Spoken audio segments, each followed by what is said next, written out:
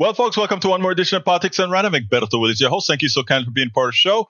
We are going to have a great show for you today. But before we get started, let me tell you, folks, we are flooding here in Kingwood.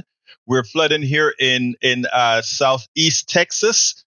There's a whole lot of water coming from up north through two of our major rivers, which is the San Jacinto River and the Trinity River. We are in deep caca for all good purposes right now. I've been driving around the neighborhood to check out on how high the waters get or whether it's even going to get to me. Well, we don't know exactly what's going on right now, but we'll keep you posted. Anyway, welcome aboard. Let's see who we've got here. Eric Hayes, welcome aboard. We also have Rajo Kanzar. Hi, how are you doing? We also have Paul Fleming. How are you doing this afternoon? You have El Señor E2247 all the time. Welcome, my brother. Paul Fleming from Atlanta. Oh, I didn't say where people are from, so let me go in order. AVQ, meaning Michael Rudden from Brooklyn, New York. We have Paul Fleming from Atlanta, Georgia. We have Rajo Kanzor. I don't know where you're from. Eric Hayes from Atascocita, Kingwood. E2247 from all over. We also, Rajo said he's from Pakistan. Welcome aboard, Pakistan. Great to have you here. And who else have we got? All is fine. Anyway, folks, don't forget to give that up arrow.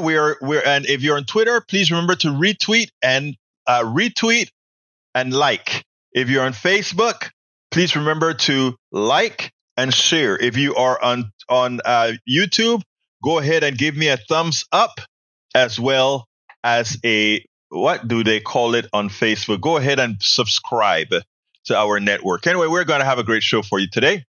Michael Radin says, NBC News, mandatory evacuations ordered in Texas after heavy rain and floods. People in Harris County, home to Houston, were told to either leave or be ready to stay where they are for up to 3 days. Yep, it's bad. I went to look at the lake close to the house, and it's at flood stage. In fact, all the walkways where people walk, etc., underwater. And it seems like Eric says we're going to flood. Eric, I just saw your message and I hadn't gotten a chance to look at it and understand it completely. So what I'll do is I'll take a look at it and go over to the San Jac and see what the San Jac Authority is saying. I'll go ahead and do that a little bit later. I see that you sent an image here. Let's see. I'll go ahead and check that out in a minute, my brother. I'll check that out in a minute, my brother. All right, let's see what else we got here. Michael Rosa Egberto, part of a trend. Texas Tribune, flood risks in Texas are increasing as climate change brings heavier precipitation, stronger hurricanes at sea level rise, and the state's population continues to climb. More than 2.4 Texans live in areas that have 1% chance of flooding each year, known as a 100% flood plain. It's kind of getting worse than that. Deb Denny is in the house. Deb Denny, where are you from again? I can't remember what city and state you are from. Remind me so I can keep it in el cráneo. I can keep it in my head. Anyway, let's go ahead and get started. I have an interview. Tomorrow is voting day in all of Harris County. And there is an important election called the Harris County Appraisal District. It's the Harris County Central Appraisal District, but we still refer to it the Harris County Appraisal District. Please go ahead and vote there. I am supporting one of the people that I'm supporting on that list, but I am supporting everybody that you're going to see here. I am going to go ahead and play this video right now. It's an important interview, and then we'll take it on the other side. In the meantime, stay back. Folks, come on and join on in with the party. Let's get busy. Welcome to another edition of Politics and Right. My name is Egberto Willies, your host. Today, we are honored to have Melissa Noriega. Who's Melissa Noriega? Melissa Noriega is a former Houston City Council person and a former Texas state representative. She is a graduate of the University of Houston. She is a cougar. She is running for Harris County Appraisal District 2, an election that has consequences that few people know about, that by Saturday, they better know about. Melissa, how are you doing this afternoon? I'm good. Getting ready for Saturday. It's election day days from now. Well, let me ask you, first of all, what exactly is this position that you're running for? last summer, there was a tax bill passed, Senate Bill 2, and we voted on it across the state in the fall. As part of that bill, there were 3 positions created in all counties over 75,000. There are about 50 counties that qualify, and each of those counties has to elect 3 appraisal district board of governors, directorship kind of things in each appraisal district as a representative of the regular folks out in the voting world. Now, what is going to be the job of these 3 new additions to the Houston Appraisal District, the Harris County Appraisal District? It's the Harris Central Appraisal District. They changed it last year, and everybody says Harris County, but even sometimes we do. But it's Harris Central Appraisal District, and they have pretty much a monthly meeting. They handle all the personnel and HR activities. They approve the membership of the Appraisal Review Board. If you've ever protested your taxes, that's who you appear before to negotiate what you're going to pay in your tax appraisal. And they do, the sort of administrative things that a board of directors would do. They don't directly affect your taxes in the sense that they don't set the tax rate. That's done by the legislature or by the various entities that collect taxes. In this particular group, it would be Harris County, HISD, the smaller school districts in the city of Houston. So let me see if I get this right, though. You said that you all pretty much are going to vote for those people who are going to interpret, let's say, your appraisal, etc., which means they can raise or lower your appraisal, that sort of stuff. While you will not be doing that, the people that will be doing that, you are in charge of getting together. Is that correct? We approve the folks. They're typically like a small committee, and there are citizen volunteers that do it, and they're chosen by the staff of the appraisal district, but they are approved by this board. So therefore, you have a lot of influence in the kind of folks that you get there, since you have the ultimate goal of saying yay or nay. It's interesting. These positions have been there in the past, but they were appointed. Now there are 3 elected positions, and 2 of them have to agree on every appraisal review board member. Right. So not only are you deciding that, you have to agree and have some veto power over it. Okay, so as I see it, then you will have, and even though you don't have direct influence in the appraisal of property, you do have indirect influence on the appraisal of property, and that can actually have a material effect on how much money is collected for the county, and also, and that being said, how much services or lack thereof a county is able to provide, right? Right, and they are also responsible for the website. If you've ever looked up property values on HCAD, that whole process is supervised by this organization and then the board of directors. So, I mean, as I see it, it's a very important position now. You've been a state rep, you've been a city council person. It seems to me like you know the ins and outs of the way things should work. To give us a reason as to why people should vote for Melissa Noriega for this particular position. I think you have 2 other candidates that are running. There are actually several folks running in place too. I would tell you that they created these positions last summer. They wrote it into the bill and they made them happen. I think it's possible that there are a lot of things they could make happen with these positions. They don't have to do it today. They could do it next session or the session after that. They could change how we collect taxes or how transparent or not transparent it is. There are a lot of things about different communities and how their appraisals are handled. For example, there's a Brookings Institute article that came out that talked about Black families and how they're paying 13% more than their fair share of appraisal taxes, and their properties are undervalued 25%.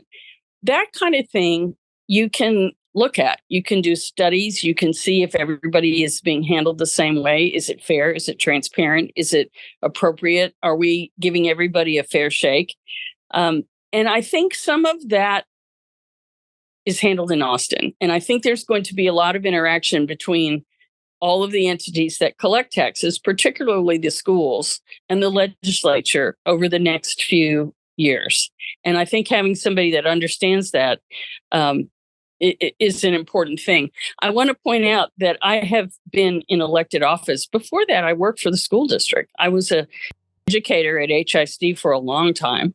And so I've actually worked in the school district, in the city, in the state, and then this would be at the county level. And all of those things have to work together to make sure we have the resources for our kids, for ambulances, for roads, all of those things. There's been discussion at the state level about eliminating property taxes. And your first reaction might be, oh, yes. And no one really likes paying taxes. But I'm going to tell you that would drive sales taxes up 25 to 25%, maybe even 40%. And it would affect folks that have less resources the most. So I think there is opportunity here for both good and bad, and having somebody that can pay attention at all those levels and understands how it works is important.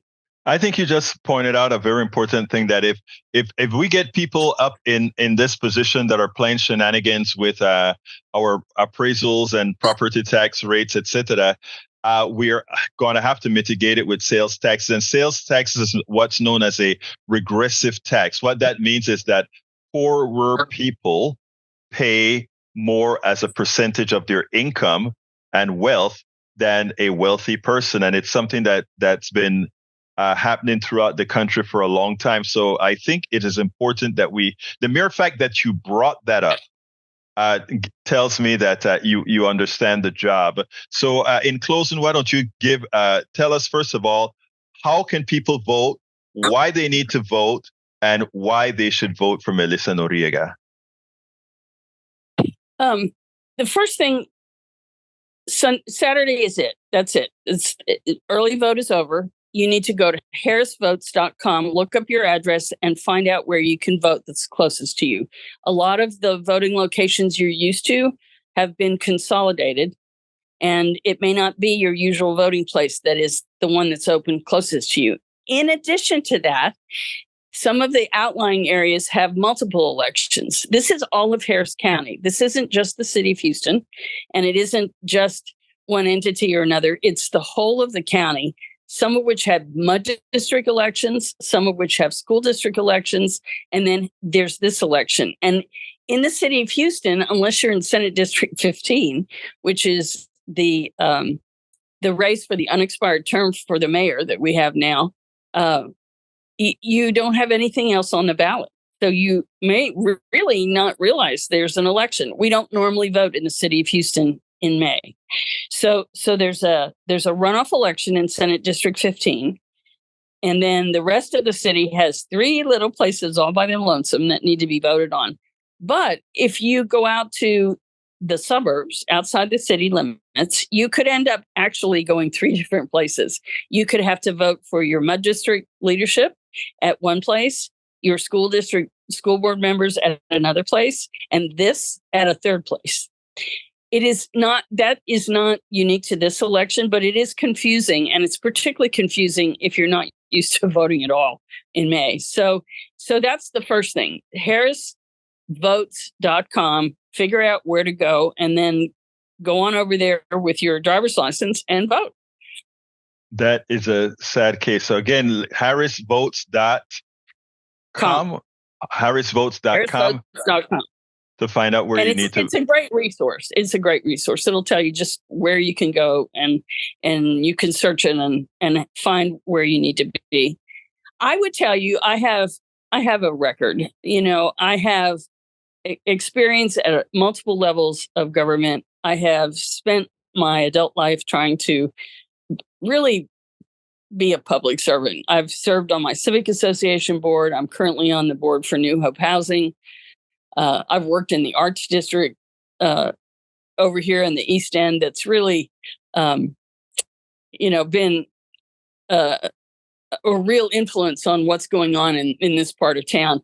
I will tell you, one of the things that I've observed over time as I worked in the neighborhood, both as a city council person, state rep, whatever, people would talk about gentrifying and they were uncomfortable about it and they were worried their taxes were going to go up, particularly seniors. And I realized at some point that a lot of folks don't realize that there are exemptions. There are exemptions for over 65, for disability. There are things you can do to make sure your taxes are appropriate for you. And some people don't know to take advantage of that. That's another thing that I would like to see. I would like to see more information out into the community, more support for people. Just the form itself is so confusing. When I looked at it and I had to set it down and think about it and go back and look at it because it's a lot. If you are one category, you have to have it notarized, but not the other. I mean, really. So I think there are a lot of things that can be simplified, can be encouraged, folks can be educated. We can make sure the process is fair, transparent, accurate, appropriate, and trying to get things done in government, whatever level, whichever entity you are, is always a challenge. You can find it tough going if you haven't had experience in working your way through how bureaucracies work and how this stuff gets done. And I feel like I did a pretty good job at the city level getting things done. I was the chair of public safety. I was the chair of transportation, infrastructure, and technology. And I got things done. And I'm not a drama queen. I'm not going to be making a lot of speeches and being on TV or doing that. I'm just going to put my head down and go to work and try to make sure that everybody gets a fair shake. And if there are things that need work, I'll do my very best to fix them. We need the resources that taxes supply. We don't need to put every single burden that we have on middle and lower income homeowners. And I think there are things we can do to make all of that much better. Melissa Noriega, folks, place number 2, go to vote. Go to harrisvotes.com. Go vote tomorrow, folks. This will have or could have a material effect on your taxes. And you want somebody who is looking out for the middle class. You want somebody who's looking out for those with limited resources. Melissa Noriega, former city council person, former Texas state representative, and a graduate of the University of Texas, a Cougar. Thank you so kindly for having been on Politics Done Right. Thank you. It's been a pleasure. And guess what? I went ahead and voted in that election on Tuesday, early vote on Tuesday, but tomorrow is the day. Those of you who are in Harris County, Texas, tomorrow is the day to go out and vote for Melissa Noriega and the other two that you see that I had in the list there. Interestingly, I know Melissa for quite a long time now. She is an excellent candidate, and she would make an excellent board of directors on the HCAD, the Harris Central Appraisal District. Now, it's like minds think alike. Paul Fleming talks about Representative Henry Cuellar from Texas, South Texas. He got indicted, right? Here's the deal, folks. I supported when this guy was Jessica Cisneros, a real progressive young woman, came this close to beating him in the primary. And even as people understood that this guy was crooked, right? His constituents still elected him by a little bit. And look at what is happening now. It's funny. I hope she points that out, and I hope she reminds the audience. Texas Representative Henry Cuellar and wife indicted on bribery and foreign influence charges. DOJ charges that the Democratic congressman used his office to influence U.S. policy for Azerbaijan. He and his wife, Imelda Cuellar, are also accused of money laundering. Let me get to the story proper. It says, from Washington in the NBC News. The Justice Department on Friday released an indictment against longtime Representative Henry Cuellar, Democrat of Texas, and his wife Imelda, charging the pair with bribery and money laundering related to their ties with the big bank in Mexico and oil and gas company controlled by Azerbaijan. NBC News was first to report that the charges were coming. The congressman and his wife were each released on a $100,000 bond after his appearance in federal court in Houston, a DOJ spokesman said on Friday. According to the indictment, from 2014 to 2021, the Cuellards allegedly accepted roughly $600,000 in bribes from the two foreign entities in exchange for the congressman performing official acts. The bribe payments were allegedly laundered pursuant to sham consulting contracts through a series of front companies and middlemen into shell companies owned by Imelda Cuellar, who performed little to no legitimate work for the contracts, the DOJ said in a statement. In exchange for the bribes paid by Azerbaijan Oil and Gas Company, Congressman Cuellar allegedly agreed to use his office to influence U.S. foreign policy in favor of Azerbaijan. DOJ continued. In exchange for the bribes paid by the Mexican bank, Congressman Cuellar allegedly agreed to influence legislative activity and to advise and pressure high-ranking U.S. executive branch officials regarding measures beneficial to the bank. The congressman and his wife are each charged with 2 counts of conspiracy to commit bribery of a federal official and to have a public official act as an agent of a foreign principal. 2 counts of bribery of federal office, 2 counts of conspiracy to commit wire fraud, 2 counts of violating the ban on public official acting as an agent of a foreign principal, 1 count of conspiracy to commit concealment money laundering, and 5 counts of money laundering. If convicted, they could spend years or even decades in prison. And if in a statement Friday before the charges were unsealed, Cuellar denied any wrongdoing, saying that he had proactively sought legal advice from the House Ethics Committee, which had issued more than one written opinion about the matter. Much of his statement focused on his wife. And let me tell you, all of the establishment Democrats came to Texas. I think it was Nancy Pelosi came. I also think the guy from South Carolina, the congressman from South Carolina, what's his name? South Carolina congressman. I can't remember his name right now. He came in support of him as well. Instead of for Jessica, South Carolina Democratic congressman. Let's see. I can never remember his name, but I'm going to look it up right now and let you know what it is. We're talking about Clyburn. I think Clyburn came down, if I recall correctly, to campaign for him. The fact of the matter is those incumbents all stuck together, even as we knew he was a corrupt crook. Now, here's the difference between Democrats, real Democrats, I'm talking about that, neoliberals, etc., and MAGA as well as Republicans. They double down against their corrupt convicts. They double down against their people that are corrupt. We want the corrupt folks out. We want the corrupt people out. Because you know what? We believe. Yes, Eric Hayes, there will be an Ask Egberto tomorrow. Let me go ahead and put that link in the chat for you right now. Thank you for asking about that. I am going to put the Ask Egberto. Please sign up for Ask Egberto. It's at 11 Central. It's free to sign up. Here we go. Ask Egberto. politicsdoneright.com/Ask Egberto. politicsdoneright.com/Ask Egberto to sign up for our Zoom chat.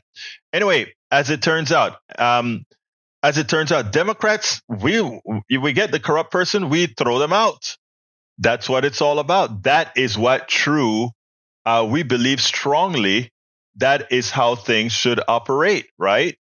But again, not every party thinks that way. Cuellar, we always knew the man was a crook. We always knew the man was a crook. I tell you, I'll be honest with you though, I didn't know how crooked he was, however. But let me give some examples as far as parties are concerned now, okay? Let's look at this that's on the screen, folks. This is an important document on the screen. When we talk, I earlier told you that under democratic rule, our economy always does better. The GDP is higher, it's quantifiable, it is numerical, okay? But it's not only that. I want you to take a look at the screen. Federal indictments under Obama. All right, let's start with Biden. Federal indictments under Biden, 0. Federal indictments I'm talking about people who work for the executive. Federal indictments under Obama, 0. Federal indictments under Carter, 1. Federal indictments under Clinton, 2. Federal indictments under George H.W. Bush, that's the first Bush, 1. Federal indictment under Ford, 1. But check it out now for the crooked ones. George W. Bush, 16 federal indictments. Reagan, 26 federal indictments. Nixon, 76 federal indictments. And here's a big one. Here is the kicker. This is the one that dumps them all. Under Donald Trump, 215 indictments. All right? Let's be clear here, folks. There is a party, one of our party, it has corruption intrinsic to the party. And the numbers speak for themselves. Tom C. says, Eric, are you coming to ask Egberto from hell or high water? I think Eric's home is going to be fine. I'm hoping that Eric's home is going to be fine because I went to the lake to check again and it hadn't moved up substantially from yesterday, even though they say the peak is going to be sometime tomorrow or, the crest sometime tomorrow. So we'll see. Anyway, so there is a party that is a deficient party. And, the biggest problem is that people don't understand how bad the party is, how crooked the party is. But the numbers speak for themselves. The numbers speak for themselves. Tom C., I hope you have a limerick for us today. I hope you have one. Politics Done Right with Egberto. Let's see. Was it the opposite party in office? Them said, no. It is. Let me tell you again. Look, these guys are crooks. There's no excuse for it. While Obama was in power, many times he had to work with a Republican Congress, and they still couldn't get anything. He was so squeaky clean. They still couldn't get anything on the brother. All right, Paul Fleming says, former British Prime Minister Boris Johnson was turned away from a polling station after forgetting to bring identification to vote in the UK's local election. British media reported Friday that Johnson, who introduced the requirement for voters to provide ID with a photo when he was in office, was told by polling station staff in South Oxfordshire Thursday that he would not be able to vote without proving his identity. I love it. What's good for the goose is also good for the gander. I love that. I love that. Okay. Lee Grant says, good Lord willing and the creek don't rise. I hope so. I hope so. I hope so. I hope so. Paul Fleming, the myth of drug expiration dates. It turns out that the FDA, the agency that helps set drug expiration dates, has long known the shelf life of some drugs can be extended, sometimes by years. I use aspirin that's probably 10, 15 years old. In fact, the federal government has saved a fortune by doing this. The truth of the matter is, I don't know what would make if you keep the product dry without any involvement with other products, and it's a stable product, meaning that it's the chemical makeup of that product doesn't have any interaction with each other as a product. I don't see why it couldn't last forever. You can have stuff stored in cans for decades, right? And it turns out to be still very good food. Thank you for that one, Paul. Paul also says, in this economy, we're constantly interacting with algorithms, whether we're paying rent or booking a flight. They can also dictate how much Americans pay for healthcare. We must ensure that insurance companies aren't colluding to set prices that the disadvantaged consumer. Look, what I want to do is I want to eliminate insurance company in the healthcare space. They have no purpose in the healthcare space other than bringing misery to people. That is what health insurance does to people. That's what drug companies do to people. These are things that belong in the public domain. All right, let's see what else we got here. Every case says you should have to provide identification in person and out of person. Well, again, that's what caught the prime minister, right? Fleming says more states are allowing child support payments to reach children since a ProPublica investigation found that states were seizing child support headed to families as reimbursement for the mother having received welfare. At least 6 states have changed their policies. Others are debating doing the same. These states are crooked. They just show how much they hate the poor. Eric Hayes, I think you sent me that one, Eric. Let me see if I understand what you're saying. Need engineer help question. At 59, they lowered the peak at 61. I think. Are you talking about at Highway Interstate 59 or not Interstate? At Highway 59, they lowered the peak altitude of the flood to 61 feet, and now it is 55 feet, which is Imelda level. Yeah, it's at 55 right now. I just checked the meter a few hours ago. It was at 55. But is there a way? Let's see. Is there a way, somehow, ballpark, if Lake Houston Dam is at 46, Harvey was 43. If Crest is at 61, does that mean we are 6 feet to the 46 and will be a record? No, I don't think so. I think the number that, if I'm understanding what you're asking correctly, I don't think you need to mix apples and apples, okay? I think, if I'm understanding you correct, the Crest at 61 is at 59, which is at the same level, almost at the same level of Lake Houston. That's where I think the pool is. In other words, a river is on a constant slant downwards, right? So as the height of the river in Conroe, I don't know what it is, but it will be higher than the basal height of the river in Kingwood. All right. So when they are talking about the Creston at 61 feet, they are talking about, I know what pool is. Pool is a steady state. That's the number that where they want to keep that lake. Just like the pool in Lake Conroe is, I think, 201 feet. The pool at Lake Houston may be 42 feet. I didn't look it up, but I take your word that it's at 42 feet. Now, if we're going to 61, that means it's going to be 19 feet above pool. And I don't know what, let me give my elevation. Let's see. I'm going to look for my elevation and see what it's going to be. Bear with me 1 second. Because you give us a good exercise. You gave us a good exercise, my friend. You can put your address into Google, generally speaking, and find out what your elevation is.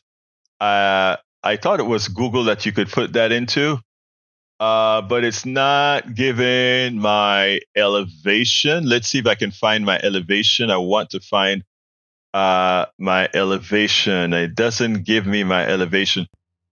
Let's see. Find my elevation. Let's see if that's what it is. I used to do that a lot when it came to coming to when we had all those floods here in Kingwood. There we go. There's one. All right. Let's see if this one works. This one may work. I'll tell you what it is, and then if this one works, I'll post it right here, right now, so that people who are susceptible to flooding right now will be able to. Hold 1 second. Let me do this. All right. Okay, great. Let's see. Where feet meters? Oh, wow. It doesn't give me. It's giving me bad information. Oh, here we go. All right. Here's the deal. Like, my home is at 67 feet. And so it does work. Okay. My home is at 67 feet. If the crest is at 61, it means I have 7 feet to give. And that is a bayou behind my house, to tell you the truth, right? That bayou behind my house is just probably, when you take a look at it, it's going to have some water in it if the lake gets to 61 feet. Like we see it all of the time, right? But at 67 feet, it means that I am safe. Now, let me give you that link, Eric, and you can just put your home in there. They'll give you what the crest value is going to be, and you can see if you're going to flood or not. So here it is. Go to that. I just placed it in here. Whatismyelevation.com. Put your address in there, Eric, and see if it's greater than 61 feet or not. If it's greater than 61 feet, you will not flood tomorrow night. If it's under 61 feet, it's iffy. Okay, so check it out and let us know. Let us know what it is to be sure.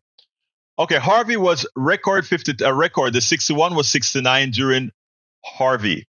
Yeah, and I believe that because there was 7 feet of water inside a Starbucks and inside of HEB.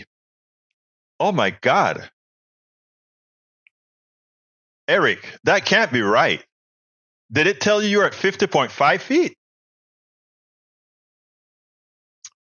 But if here's the deal, how can you be at 50.5 feet? The river, the lake is currently at, I think the lake level is currently at 55. That would say that you have 5 foot of water in your home. I don't think that's possible. Check, because the level right now is at 55. Wow. Let's verify that, Eric. Let's verify that. Let's really verify that. Anyway, folks, let me go ahead and play the other video that we have. This one has to do with a call that I had right now. So let's go ahead and check this out. And then I want to go to see Lake Houston and see what number it's at. So let's go ahead and play this video. And while I do that, I'm going to go check the levels at Lake Houston.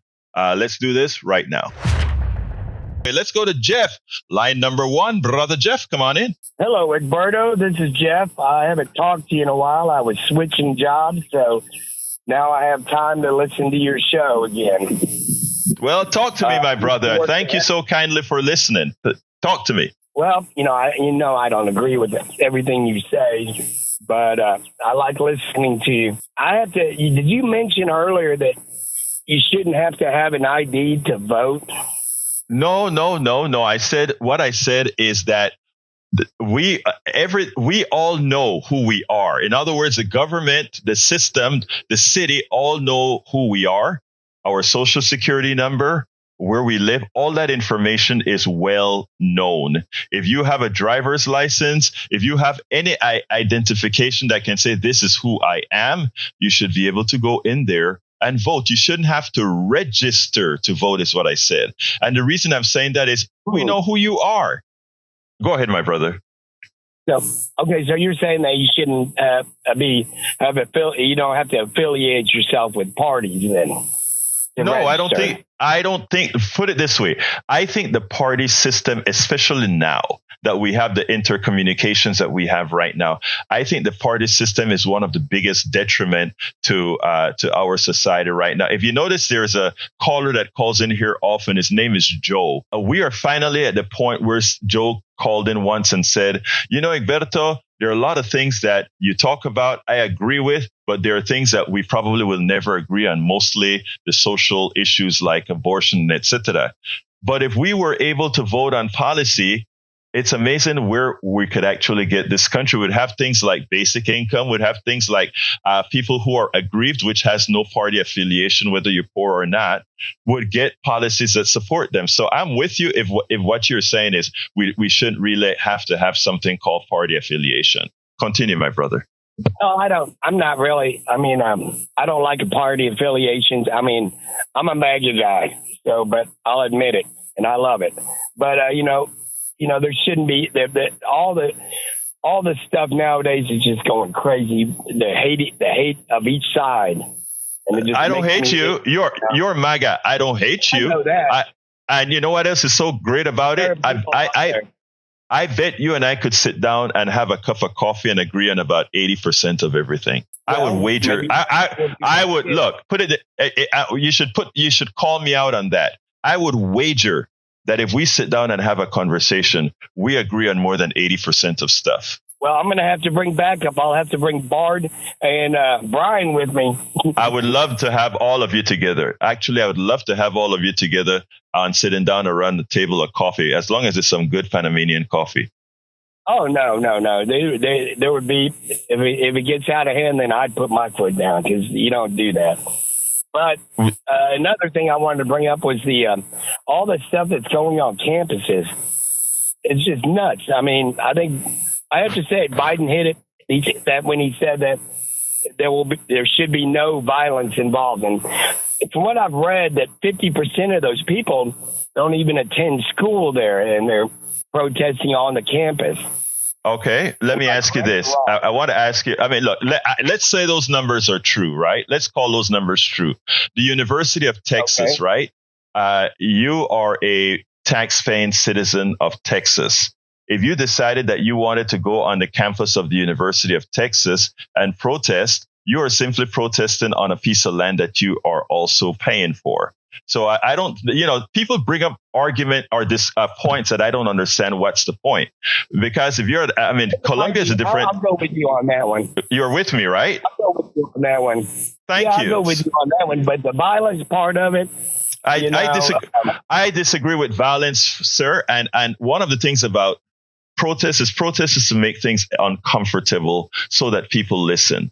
And a lot of people who protest do things that are in fact illegal, and they pay the consequences for it. In other words, a lot of those kids will pay the consequences for the violent portion of the protest that they do. But they did it. So a lot of times they do it for a consequence. What I don't like violence against person or personal property. I am with you. But what I'm saying is protest is not made to make life comfortable for anybody. It's made to make life uncomfortable. In jail, they do that. Right. So you agree with me? Oh, I think they should rot in jail if they do that. They should be sentenced to the maximum fines and time. Okay, stop. Stop right there, brother. Jeff.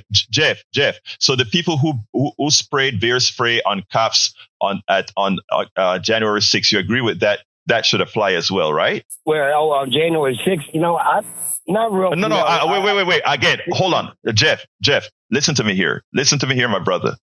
If there were MAGA folks who sprayed bear spray on cops, if there are MAGA folks who stomped on cops' heads, they should go to jail. Okay, great. So again, remember what I said earlier. I said if you and I went for some coffee, I guarantee you would agree on most things, because what happens is sometimes we cater things through a false ideology. But when we sit down and look at facts and the same, if you listen to the show yesterday, Melissa called in and said, Egberto, you were actually justifying some of the stuff that happened on January 6th. I said, I wasn't justifying just January 6th. I was saying these guys had the right to protest. Doesn't mean they're right, but they have the right to protest. Now, and they also have the right to suffer the consequences of their protests. So I don't see where the disagreement is. No, I mean they need to crack down on them. I mean, just these are kids that are going to school, and I'm not a racist at all, and they're putting anti-Semitic. Hey Jeff, I can't use that word. Hey, Jeff, brother, let me just say one thing, okay? I have to go to 3 callers, and each of them will get 30 seconds. But I want you to call me back on Monday because I want us to continue this discussion. All right? Okay. All right. Thank you, brother.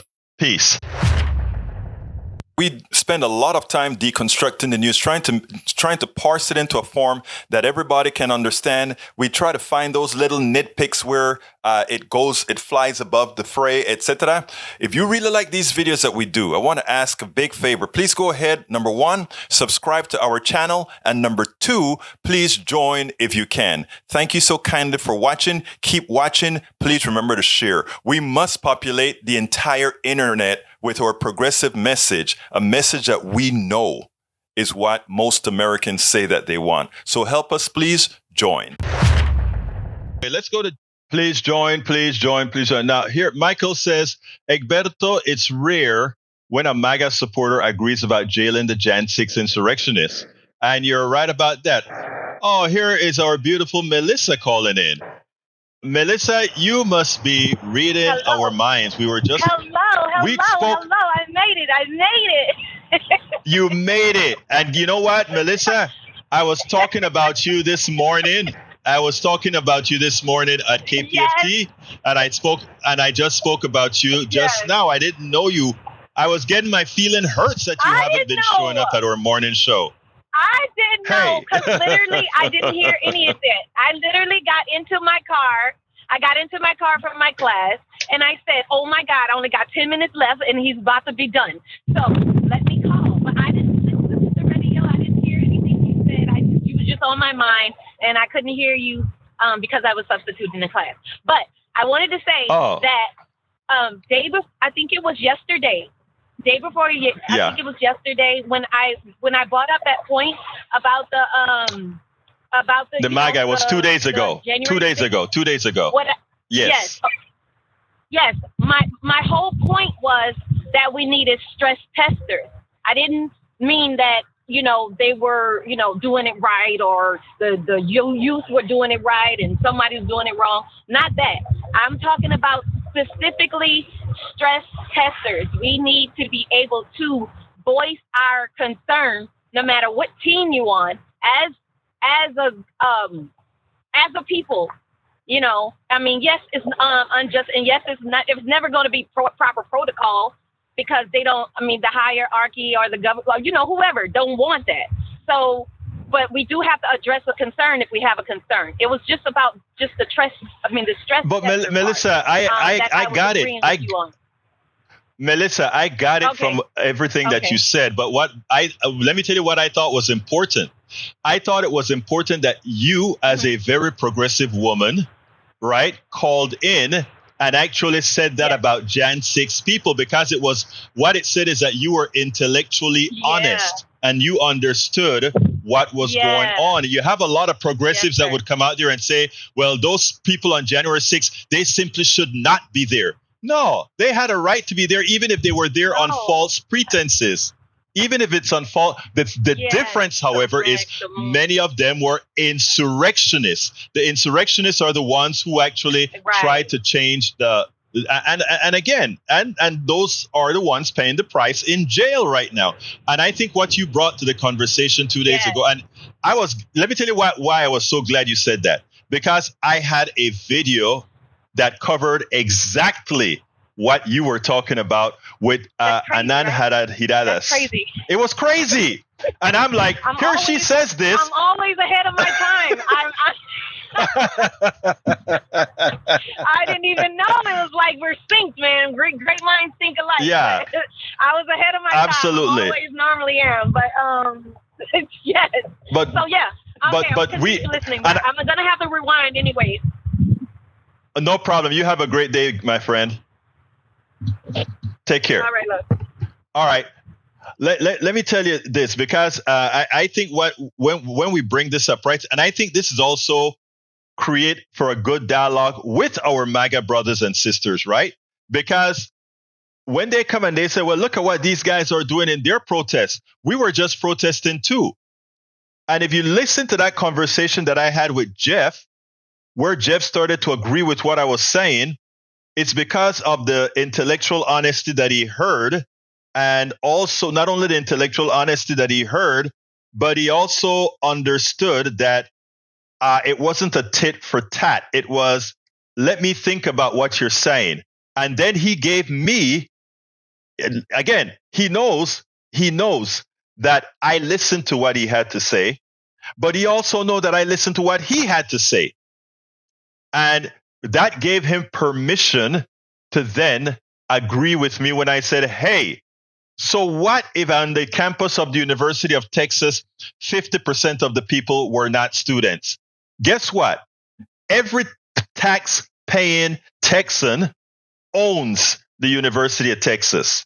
Every tax-paying Texan owns A&M University. They may not own Rice. They may not own and these other private schools, which Columbia falls into that domain. But guess what? UCLA is a public university. All of Californians pay for UCLA. USC, private, it's a different story. Intellectual honesty in these conversations is what's required. And I think if everybody sees that folks are coming from that position of not just, I am going to see it one way, my way, or the highway, but say, let me see what my MAGA brother has to say here. Does it make sense? Now, here's the problem. We got a lot of MAGA brothers, some of them that are here, that simply makes no sense.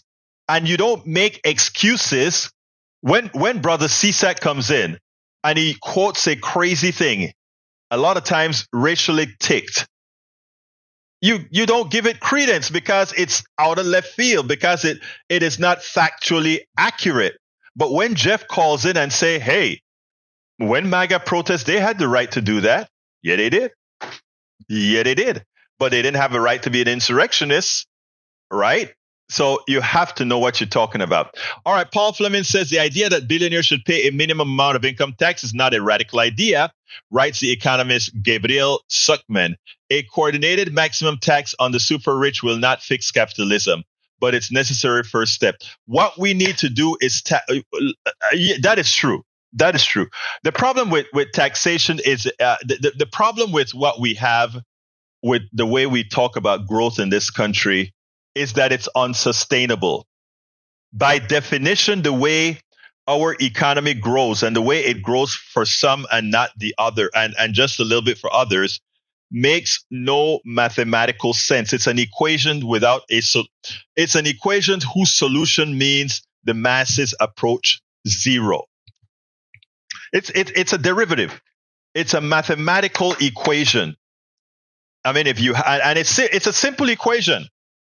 If the wealth is increasing at 7% and above, and the rest of the group is increasing at 2%, eventually the piece of the pie keeps getting lower and lower. It never reaches zero, but might as well. It keeps getting lower and lower. It's a mathematical equation. It is math.